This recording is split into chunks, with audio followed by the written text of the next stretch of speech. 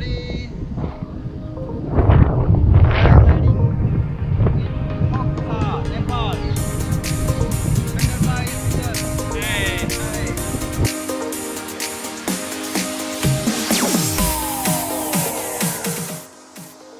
Hello internet, welcome to my channel see the world with Salil. നമ്മളിപ്പോൾ നേപ്പാളിലെ പൊക്രയിലുള്ള സെറങ്കോട്ട് എന്ന് പറയുന്ന മലയുടെ മുകളിലാണ്. പാരാഗ്ലൈഡിങ് ചെയ്യുക എന്നുള്ള ഉദ്ദേശത്തോടെയാണ് ഇവിടെ പൈലറ്റിനെ വെയിറ്റ് ചെയ്തിരിക്കുന്നത്. ഇവിടെ പല ഹൈറ്റിലുള്ള ഫ്ലൈയിങ് സ്റ്റേഷൻസ് ഉണ്ട്. 7,000 തൊട്ട് 8,000 ഇന്ത്യൻ രൂപയാണ് നോർമൽ റേറ്റ്.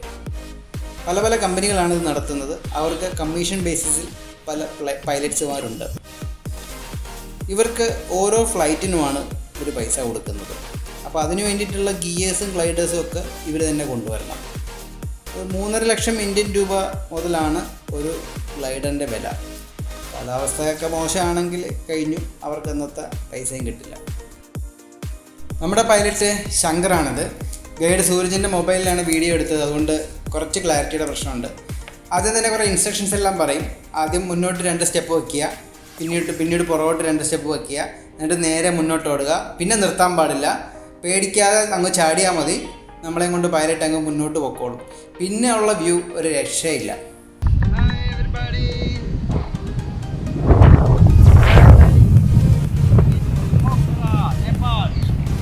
നല്ല കാറ്റുള്ളപ്പോൾ മാത്രമേ നമുക്ക് ഈ പാരാഗ്ലൈഡിങ് സ്റ്റാർട്ട് ചെയ്യാൻ പറ്റുള്ളൂ. പുള്ളിക്കാരനും അതിനുവേണ്ടി വെയിറ്റ് ചെയ്തു. നല്ല കാറ്റ് വന്നു, ഒരു പൊക്കിയെടുത്തു. അതുപോലെ തന്നെ നേപ്പാളിലെ പൊക്രയിൽ മാത്രമാണ് ഈ പാരാഗ്ലൈഡിങ് പോസിബിൾ ആവുകയുള്ളൂ. വർഷത്തിൽ മുഴുവനും ഇവിടെ ഇതുണ്ട്. നമ്മുടെ നാട്ടിൽ വാഗമണിൽ 2-3 മാസം ഇതിൻ്റെ സീസണുണ്ട്. കൂടാതെ നല്ല വെയിലുണ്ടെന്നുണ്ടെങ്കിൽ അഡ്വാൻറ്റേജ്, ഗ്ലൈഡ് നന്നായിട്ട് ചൂടാവും. അപ്പോൾ നല്ല ഹൈറ്റിൽ പറത്താൻ സാധിക്കും. ഇന്ന് നല്ല വെയിലുണ്ട്, അതുകൊണ്ട് ശങ്കർഭായ് നല്ല ഹൈറ്റിൽ കൊണ്ടുപോയി. ആ സമയത്ത് ക്യാമറ ഓഫ് ചെയ്തിരുന്നതുകൊണ്ട് കാണിക്കാൻ പറ്റിയില്ല. ഇതിലിങ്ങനെ ഇരിക്കുമ്പോൾ ശരിക്കും ഒരു പക്ഷി പറന്നു പോകുന്ന പോലത്തെ ഒരു ഫീലാണ്. ഒരു ബേർഡ്സ് ഐ വ്യൂ നമുക്കിവിടെ നിന്ന് കിട്ടും. ആ സമയത്തുള്ളൊരു ഫീല് ശരിക്കും പറഞ്ഞറിയിക്കാൻ പറ്റത്തില്ല. അത് ചെയ്ത് നോക്കിയാൽ മാത്രമേ അത് നിങ്ങൾക്ക് ഫീൽ ചെയ്യുള്ളൂ. ജീവിതത്തിലെ വലിയൊരു ആഗ്രഹമായിരുന്നു പാരാഗ്ലൈഡിങ് ചെയ്യണം എന്നുള്ളത്. അത് ഏതായാലും സാധിച്ചു. അതിലൊരു ടിക്കറ്റ് ഇട്ടേക്കാം. മുകളിൽ നിന്ന് നോക്കുമ്പോൾ എയർപോർട്ട്, ഫെവാ ലേക്ക്, നമ്മൾ കഴിഞ്ഞ ദിവസം പോയ വേൾഡ് പീസ് തൂബ, ഇങ്ങനെയുള്ള എല്ലാം നമുക്ക് ഇതിൻ്റെ മുകളിൽ നിന്ന് കാണാൻ പറ്റും. രതീഷിൻ്റെ പൈലറ്റ് കുറച്ച് അക്രോബാറ്റിക്സ് എല്ലാം കാണിച്ചു. അവനെ തലങ്ങും വിലങ്ങും ഇട്ടൊന്ന് കറക്കി. 180 ഡിഗ്രിയാണ് അങ്ങോട്ടും ഇങ്ങോട്ടും കറക്കിയത്. എൻ്റെ പൈലറ്റും ചെയ്തു, പക്ഷേ ആ സമയത്ത് ക്യാമറ ഓഫ് ആയതുകൊണ്ട് എനിക്ക് നിങ്ങളെ അത് കാണിക്കാൻ സാധിച്ചിട്ടില്ല. പക്ഷേ ആ ഒരു എക്സ്പീരിയൻസും ശരിക്കും പറഞ്ഞാൽ പറഞ്ഞറിയിക്കാൻ പറ്റത്തില്ല.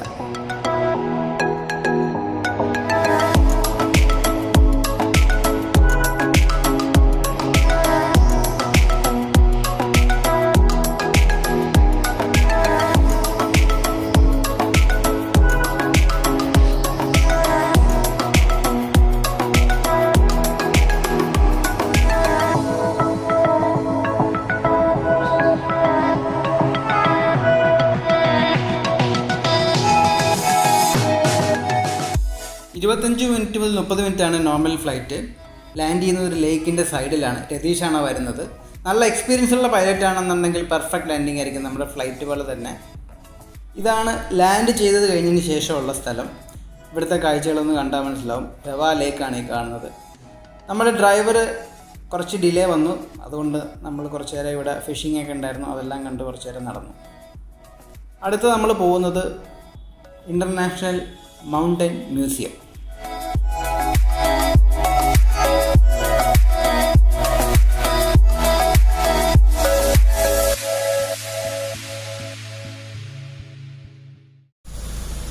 ഇനി കുറച്ച് മൗണ്ടൻ വിശേഷങ്ങളാകാം. ഇതാണ് ഇൻ്റർനാഷണൽ മൗണ്ടൻ മ്യൂസിയം. ഒഫീഷ്യലി ഇത് ഓപ്പൺ ചെയ്തത് 5 ഫെബ്രുവരി 2004 വർഷത്തിൽ 365 ദിവസവും ഇത് തുറന്ന് പ്രവർത്തിക്കും. രാവിലെ 8 തൊട്ട് വൈകുന്നേരം 6 വരെയാണ്. ഇന്ത്യൻസിനാണെങ്കിൽ നേപ്പാൾ റുപ്യ 250, അതായത് സാർക്ക് കൺട്രി എന്നുള്ള ആൾക്കാർക്ക്. അതർ ഫോറിനേഴ്സിനാണെങ്കിൽ നേപ്പാൾ റുപ്യ 500 രൂപയാണ് ഇതിൻ്റെ എൻട്രൻസ് ഫീസ്. ലോകത്ത് പലർക്കും നേപ്പാൾ എന്ന് പറഞ്ഞ രാജ്യത്തിനെ പറ്റി അറിയില്ല. നമ്മളുടെ ഏക രാജ്യമായതുകൊണ്ട് നമുക്കെല്ലാവർക്കും അറിയാം, പക്ഷേ അങ്ങനെയല്ല മറ്റു ഭാഗങ്ങളിലുള്ളവർ. പക്ഷേ ലോകത്ത് എല്ലാവർക്കും അറിയാം മൗണ്ട് എവറസ്റ്റ് എന്താണെന്ന്. അങ്ങനെ ആകുമ്പോൾ തന്നെ ഒരു മൗണ്ടൻ മ്യൂസിയം സ്ഥാപിക്കുമ്പോൾ അത് ഹിമാലയത്തിൻ്റെ അടുത്തിട്ടുള്ള പൊക്ര പോലുള്ളൊരു സ്ഥലത്ത് തന്നെ ആവുന്നതല്ലേ നല്ലത്. ലോകത്ത് ഒരേ ഒരു മൗണ്ടൻ മ്യൂസിയം ഉള്ളൂ, അത് ഇതാണ്. അതുപോലെ തന്നെ ലോകത്ത് 8000 മീറ്ററിന് മുകളിൽ ഉയരമുള്ള 14 മൗണ്ടൻസ് ഉണ്ടെങ്കിൽ അതിൽ 8 നേപ്പാളിലാണ്. അതാണ് നേപ്പാളിൻ്റെ ഒരു അതിശയം.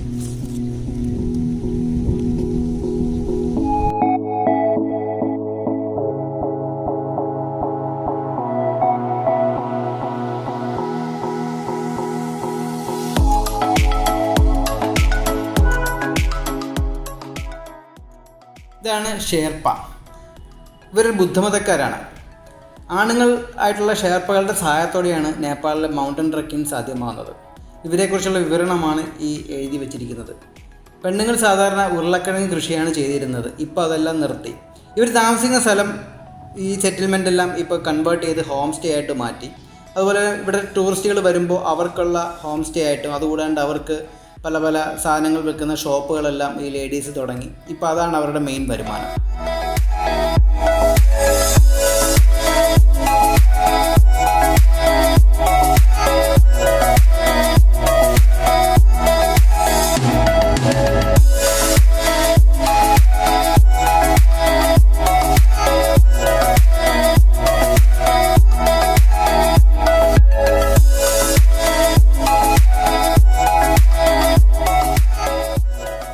ഇതാണ് പോർട്ടർമാർ. ഇവർ ശരിക്കും ബേസ് ക്യാമ്പിലേക്ക് സാധനങ്ങൾ എത്തിച്ചു കൊടുക്കുന്ന ആൾക്കാരാണ്. അവരുപയോഗിച്ചിരുന്ന ബാഗും കുട്ടകളും ഒക്കെയാണ് ഇവിടെ ഡിസ്പ്ലേ ചെയ്തിരിക്കുന്നത്. ഇനി വരുന്നതാണ് മൗണ്ട് എവറസ്റ്റ്. 1856 വരെ പീക്ക് 15 എന്നാണ് ഈ മൗണ്ടൻ അറിയപ്പെട്ടിരുന്നത്. ഇന്ത്യയുടെ സർവേയർ ജനറൽ ആയിരുന്ന സർ ജോർജ് എവറസ്റ്റ് ആണ് ഈ മൗണ്ടൻ്റെ സർവേ നടത്തിയത്. അതിനുശേഷമാണ് ഇതിന് എവറസ്റ്റ് എന്നുള്ള പേര് വരികയും ചെയ്തത്. 1950 അത്. നേപ്പാളി ജനത ഇതിനെ സാഗർമാഥ എന്നാണ് വിളിക്കുന്നത്. ഇതിൻ്റെ ഹൈറ്റ് 8848 മീറ്റർ.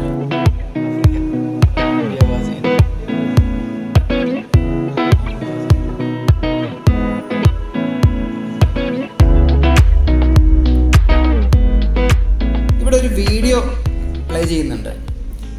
ആഫ്രിക്കയുടെ അടുത്ത് നിന്നിരുന്ന ഇന്ത്യൻ പ്ലേറ്റ് വർഷങ്ങൾ കൊണ്ട് തെന്നിമാറി യൂറേഷ്യൻ പ്ലേറ്റിൽ പോയി ഇടിക്കുകയും അവിടെ ഹിമാലയൻ മലനിരകൾ ഉണ്ടായി എന്നാണ് പറയുന്നത്. എവറസ്റ്റിൻ്റെ മുകളിൽ ഇപ്പോൾ ഒരു GPS സിസ്റ്റം വെച്ചിട്ടുണ്ട്.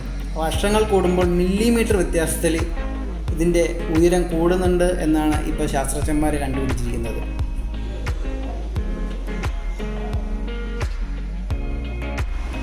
ഇതാണ് സ്പീഡ് കാജി ഷെർപ്പ. ഓക്സിജൻ സിലിണ്ടർ ഇല്ലാതെ ഏറ്റവും സ്പീഡിൽ എവറസ്റ്റ് കീഴടക്കിയ ആളാണ്. 20 മണിക്കൂറും 24 മിനിറ്റുമാണ് എടുത്തത്. അതിന് ഗിന്നസ് ബുക്ക് ഓഫ് വേൾഡ് റെക്കോർഡ്സിൽ ആളുടെ പേര് എഴുതിയിട്ടുണ്ട്. സാധാരണ സമുദ്രനിരപ്പിൽ നിന്നും മുകളിലേക്ക് ചെല്ലുമ്പോഴും 1/3% മാത്രമേ ഓക്സിജൻ ഉണ്ടാവുള്ളൂ. പോകുന്ന ആൾക്കാർ 5-6 സിലിണ്ടർ എക്സ്ട്രാ കൊണ്ടുപോകാറുണ്ട്. അപ്പോഴാണ് ഈ മഹാൻ മലയാറ്റൂർ ശബരിമലയും കയറുന്നത് പോലെ ചുമ്മാ ഓടിക്കയറിയത്.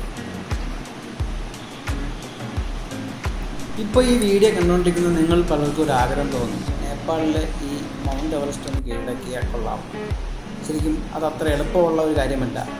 ഏറ്റവും പ്രധാനമായിട്ട് നമുക്ക് കായികക്ഷമത വേണം. മാസങ്ങളോളം പരിശീലനം വേണം. ആദ്യം ചെറിയ ചെറിയ ഉയരം കുറഞ്ഞ മലകളെല്ലാം നമ്മൾ കയറി പരിശീലിക്കണം. ഇതിന് പറ്റിയൊരു സമയം എന്ന് പറഞ്ഞാൽ മാർച്ച് തൊട്ട് ജൂൺ മാസം വരെയാണ് എവറസ്റ്റ് ട്രക്കിങ്ങിന് പറ്റിയ സമയം. ആദ്യം ഷേർപ്പകൾ എവറസ്റ്റിൻ്റെ മുകളിൽ പോകും. എന്നിട്ട് അവർ റൂട്ട് ഒന്ന് ശരിയാക്കും. ഇതിനകത്ത് ഹൈറ്റ് കൂടിയ ഭാഗങ്ങളുണ്ട്, അവിടെയൊക്കെ റോപ്പ് ഇടണം. 2 മലകൾ തമ്മിൽ ക്രോസ് ചെയ്യുന്നതിന് ലാഡറുകൾ സ്ഥാപിക്കണം. അങ്ങനെയുള്ളതൊക്കെയാണ് ആദ്യത്തെ ജോലി. അതിനുശേഷം മാത്രമേ നമ്മൾ ടൂറിസ്റ്റുകളെ അങ്ങോട്ട് പോകാൻ അനുവദിക്കൂ. പോകുന്നതിന് തന്നെ ധാരാളം പണച്ചെലവുണ്ട്. നേപ്പാൾ ഗവൺമെൻറ്റിന് തന്നെ റോയൽറ്റി ഫീ ആയിട്ട് $11,000 ഏറെക്കുറെ 8 ലക്ഷം ഇന്ത്യൻ രൂപ വരും. പിന്നെ നമ്മുടെ കൂട്ടത്തിൽ വരുന്ന ഷേർപ്പ അഥവാ ഐസ് ഡോക്ടർ എന്ന് പറയും, അവർക്കൊരു 2 ലക്ഷം തൊട്ട് 3 ലക്ഷം രൂപ വരെയും കൊടുക്കണം. ഗവൺമെൻറ്റിൻ്റെ ലൈസൻസ് ഓഫീസറുണ്ട്, അവർക്കൊരു 3 ലക്ഷം രൂപ ഫീസ് അടയ്ക്കണം. പിന്നെ അതുപോലെ തന്നെ നമ്മൾ കൊണ്ടുപോകുന്ന വേസ്റ്റ് എല്ലാം അവിടെ ഇടും. അതെടുക്കുന്നതിന് ത്രാഷ് ഫീ ആയിട്ട് ഏറെക്കുറെ ഇന്ത്യൻ രൂപ 1 ലക്ഷം രൂപ കൊടുക്കണം. പിന്നെ അതിനുവേണ്ടി ഉപയോഗിക്കുന്ന ഗിയേഴ്സ്, ടെൻറ്റ്, നമ്മൾ ഉപയോഗിക്കുന്ന oxygen cylinder, food, insurance, medical kit, അതുപോലെ എമർജൻസി സിറ്റുവേഷൻ വന്നാൽ ഹെലികോപ്റ്ററിൽ വന്ന് നമ്മൾ റെസ്ക്യൂ ചെയ്യും. അതിനു വേണ്ടിയിട്ടുള്ള ചിലവുകൾ, ഇതെല്ലാം കൂടി ചേർത്ത് ഏറെക്കുറെ 33 ലക്ഷം രൂപ മുതലാണ് പാക്കേജുകൾ സ്റ്റാർട്ട് ചെയ്യുന്നത്. അതുകൂടാതെ 1 കോടി രൂപ വരെയുള്ള പാക്കേജുകളുണ്ട്. അപ്പോൾ അതിൻ്റെ ലക്ഷറി ആയിട്ടുള്ള കാര്യങ്ങളായിരിക്കും അവർ ചെയ്തു തരിക. പൈസ കൂടുമ്പോൾ കുറച്ച് ലക്ഷറി ആണെന്നുള്ള കാര്യം മാത്രമേ ഉണ്ടാവുള്ളൂ. 2 വഴികളിലൂടെയാണ് എവറസ്റ്റിൽ കയറുന്നത്. South and north cold route എന്നാണ് പറയുന്നത്. സൗത്ത് റൂട്ട് നേപ്പാൾ വഴി നോർത്ത് ചൈന വഴിയാണ്, ചൈനയുടെ ടിബറ്റിൻ്റെ വഴി. അതിൽ തന്നെ കഠിനമായത് ടിബറ്റ് വഴി പോകുന്നതാണ്. നേപ്പാൾ വഴി പോകുന്നതാണ് ആൾക്കാർ കൂടുതലും സെലക്ട് ചെയ്യുന്നത്. എവറസ്റ്റ് ബോർഡറിലാണ് ചൈനയുടെയും നേപ്പാളിൻ്റെയും. അതുകൊണ്ട് തന്നെ കാഠ്മണ്ഡുവിൽ നിന്ന് പോകുന്ന ഈ എവറസ്റ്റ് സീനിക് ഫ്ലൈറ്റുകൾ കാഠ്മണ്ഡുവിൽ നിന്നും എവറസ്റ്റിൻ്റെ ഒരു ഭാഗം മാത്രം കാണിച്ചേ തിരിച്ചു വരികയുള്ളൂ, വലം ചുറ്റാൻ പറ്റത്തില്ല. 1990-കളിൽ എത്തിയപ്പോൾ എവറസ്റ്റ് കീഴടക്കാൻ വരുന്നവരുടെ എണ്ണം കൂടിക്കൂടി വന്നു. അതുവരെയും മരണനിരക്കും കൂടുതലായിരുന്നു. 100 പേര് കയറിയാൽ 14 പേരോളം മരണപ്പെടുമായിരുന്നു. ഇപ്പോൾ അത് കുറഞ്ഞിട്ടുണ്ട്. ഏറെക്കുറെ 100 പേര് കയറുമ്പോൾ 1.2 ആണ് ഇപ്പോഴത്തെ മരണനിരക്ക്. ഹിമാലയൻ മലനിരകളുമായിട്ട് ബന്ധപ്പെട്ട് മറ്റൊരു രസകരമായ കാര്യമാണ് യതി. ഇതൊരു ഹിമക്കരടിയാണ്.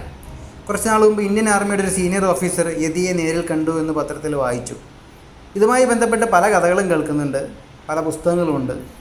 ആമസോണിൽ അതിൻ്റെ ഒരു ലിങ്ക് ഞാൻ ഡിസ്ക്രിപ്ഷനിൽ കൊടുക്കുന്നുണ്ട്. താല്പര്യമുള്ളവർ അത് വാങ്ങി വായിക്കാം.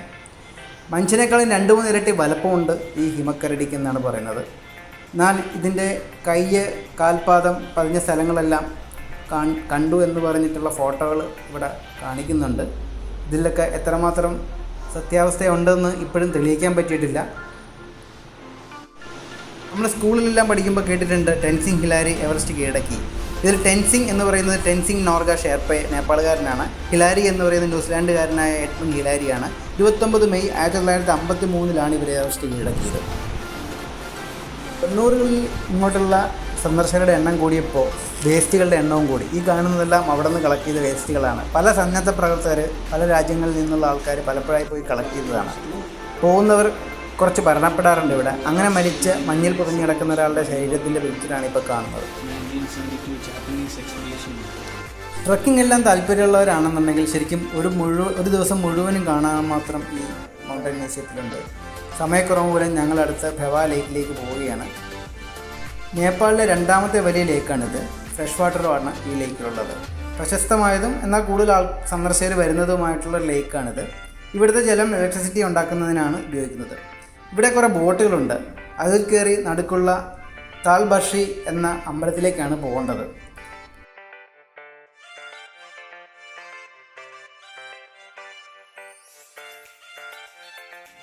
സന്ധ്യാസമയം ഇവിടെ നിന്നുള്ള കാഴ്ച ഒരു രക്ഷയില്ല. വളരെ ഭംഗിയായിട്ടുള്ള കാഴ്ചയാണ്. ആ ബോർഡിൽ കണ്ട Nepal SBI bank, national insurance company, ഇതെല്ലാം നമ്മുടെ നാട്ടിലുള്ളതാണ്. വൈകുന്നേരം സാധാരണ പൊഖറായിൽ മഴ പെയ്യാറുണ്ട്. മിക്കവാറും അങ്ങനെ തന്നെയാണ്. ഏതായാലും ഇന്നും മഴക്കാറുണ്ട്. അതുകൊണ്ട് തന്നെ പെട്ടെന്ന് തന്നെ അമ്പലം കണ്ടിട്ട് തിരിച്ചു വരാമെന്നാണ് സൂരജ് പറയണത്.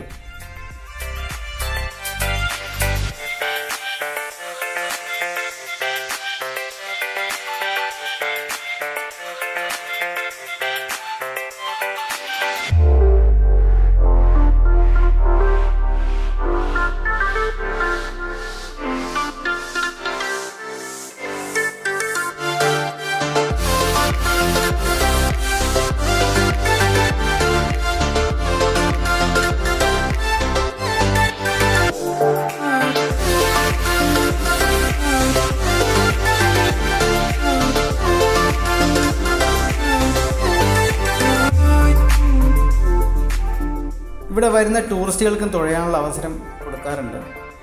ആലപ്പുഴക്കാരനായതുകൊണ്ടും വേമ്പനാട് ലേക്കിൻ്റെ തീരത്ത് താമസിക്കുന്നത് കൊണ്ടും അതിൽ അത്ര താല്പര്യം വന്നില്ല.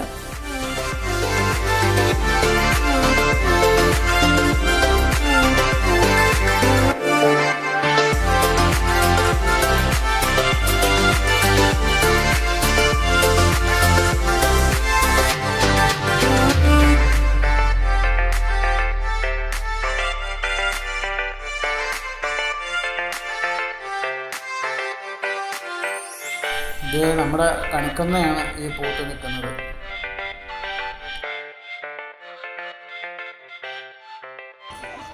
ഈ അമ്പലത്തിലെ പഗോഡ 2 നിലകളോട് കൂടിയതാണ്. വിഷ്ണു ക്ഷേത്രമാണത്. അതുകൊണ്ട് തന്നെ ശനിയാഴ്ച ദിവസമാണ് ഇവിടെ ഏറ്റവും കൂടുതൽ തിരക്ക് വന്നത്. ഇതിൻ്റെ കഥ പറയുന്നത് ഇങ്ങനെയാണ്. പണ്ടിവിടെ ഒരു രാജാവുണ്ടായിരുന്നു, കുൽമന്താൻ ഷാ എന്നാണ് അദ്ദേഹത്തിൻ്റെ പേര്. അദ്ദേഹം സ്വപ്നത്തിൽ ഈ ലേക്കിൻ്റെ മുകളിൽ ഈ ഒരു അമ്പലം നിൽക്കുന്നതായിട്ട് സ്വപ്നം കണ്ടു. അതുകൊണ്ട് തന്നെ അദ്ദേഹം ഈ ലേക്കിൻ്റെ നടുക്കായിട്ട് ഈ അമ്പലം സ്ഥാപിച്ചു എന്നാണ് പറയുന്നത്.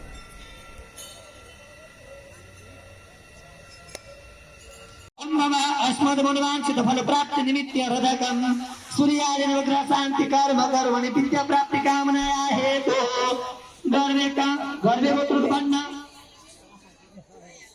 തിരിച്ചിവിടെ എത്തിയപ്പോഴേക്കും ആരതി സ്റ്റാർട്ട് ചെയ്തിട്ടുണ്ട്. ഏതായാലും നമ്മുടെ പൊഖറയിലെ കാഴ്ചകൾ ഇതോടെ അവസാനിക്കുകയാണ്. 2 ദിവസമായിട്ട് നമ്മൾ പൊഖറയിൽ തന്നെ ആയിരുന്നു. നാളെ തിരിച്ച് കാഠ്മണ്ഡുവിലേക്കാണ്. നാളെ മുതൽ കാഠ്മണ്ഡുവിൻ്റെ യാത്രകൾ ആണ് നമ്മൾ അടുത്ത വ്ളോഗിൽ കാണിക്കുന്നത്. തിരിച്ച് ഹോട്ടലിലൊന്ന് പോയി സ്വിമ്മിംഗ് പൂളിലൊന്ന് ചാടണമെന്നുണ്ട്. ഏതായാലും ഇന്നത്തെ വീഡിയോ ഇവിടെ അവസാനിക്കുന്നു. ബൈ. Oh